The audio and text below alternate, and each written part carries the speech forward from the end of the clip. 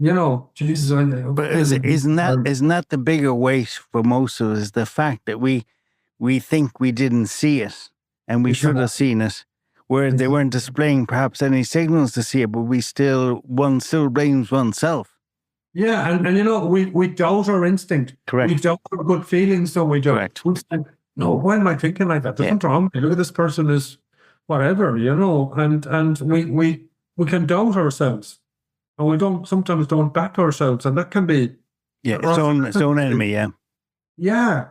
Maybe I'm going deep here, but look at No. I mean, what you're saying, it would be, my business experience would be nowhere near yours, but you've hit a few home truths. I think a lot of us who are in that space at different levels come across as givens, whether it's 1 out of 99 people, 2, doesn't matter. But things you think will happen or expect don't, or vice versa. And that's where you feel let down. Exactly. And being let down is an emotional thing. Business people are not supposed to be emotional, but it's only normal and natural. Well, it is normal and natural. And actually, it's the emotions. Remember we spoke at the beginning of the conversation? Yeah. It's actually the emotion and the passion that keeps you going through the tough times. Yeah. So the emotions are hugely, critically important for a business person in actually growing, scaling, developing their business, because they're passionate about it. They're putting their heart and soul and body and mind and everything behind that big rock that they're pushing up a hill. Yeah. And that ball is not going to go up that big rock and not go up the hill unless that emotion and that passion is there. Correct. And in terms of your health, was that frightening, the heart attack? The heart attack was probably the best thing that happened to me in my life. Is that hindsight wisdom, or you feel in the balance of things it was the best thing for you? Well, I needed a huge kick in the arse. Yeah. To cop on to myself. To say, were people trying to tell you? Was your wife or somebody trying to tell you you're working too hard, or X, Y, and Z? Yeah, my wife was, and others were as well. Yeah. Even say, for example, we'd be out for dinner and place we'd go to. Normally, we'd like to go to the 12 restaurant of Burnley. You may know it. Yeah. And had lovely food there, and we'd be there, my wife and I, or we'd be there with friends, and she would just give me a tap under the table and would give me a little kick or whatever. She'd look at me, and I know exactly what she was on worrying. She's like, you're not here. Your mind is someplace else. You're physically here, but your mind is wrapped up in business or issues in business or whatever. Will you, for God's sake, settle down? Will you just take a step back from it? So even though I was there and I was laughing and smiling and having a chat or having a drink or eating a meal, I was there physically, but I really wasn't there. So the heart attack was a time for resetting who I am and where I am in life. And I needed something serious or a big jolt to get me to cop on a little bit. And you were in the gym or something that morning, that day when it started, wasn't there? I was. It's a huge coincidence that I'm alive today, to be honest with you, because I was setting up another airline called Aer Lingus Regional. We got a CEO of Aer Lingus at the time, Christoph Muller, brilliant guy. Yeah, he was reshaping the Aer Lingus model, and in actual fact, what we were doing as a regional airline was kind of an important part of the jigsaw, putting his overall airline model in place for Aer Lingus. And they still have that model. They're still doing exactly what was created by Christoph Muller. So they were, 12, 15 years ago. So I was supposed to go up to see him. That morning I went to the gym at around 7:30. I was feeling fine. About probably 8 or 9 months before that, I ran the New York Marathon, or a year before that. So I was reasonably fit.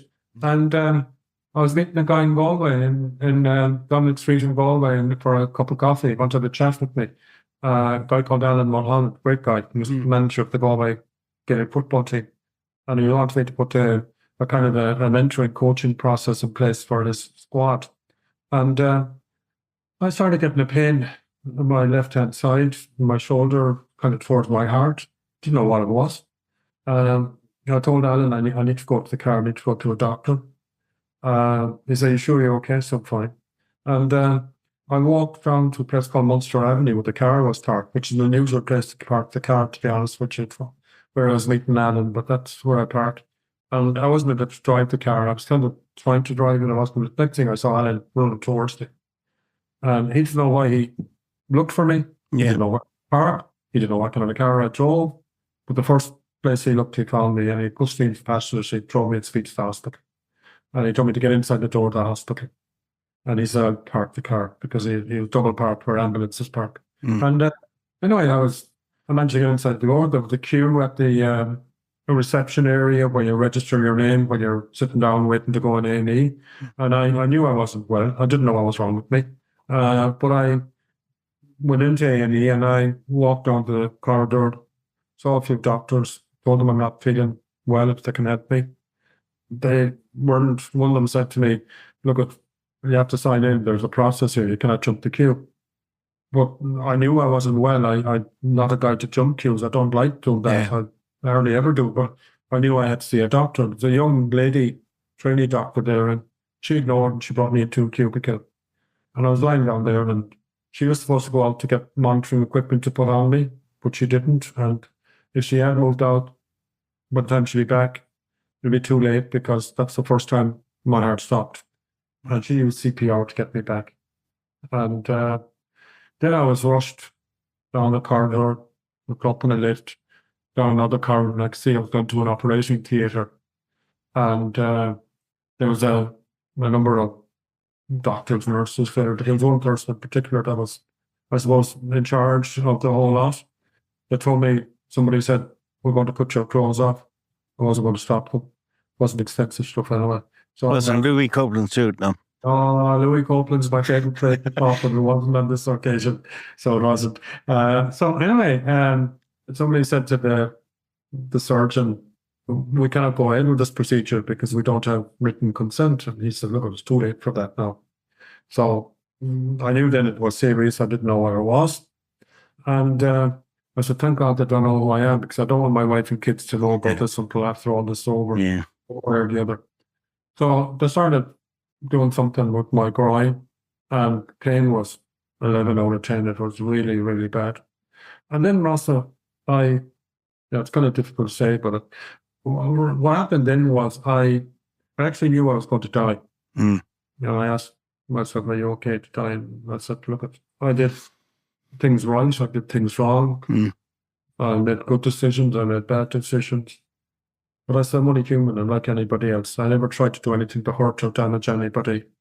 I gave life the best shot I could. So I said, God, I don't know if you're a man or a woman, but it's your call now, but I'm going to keep fighting. And then I wasn't in the operating theatre. I had no pain or someplace else.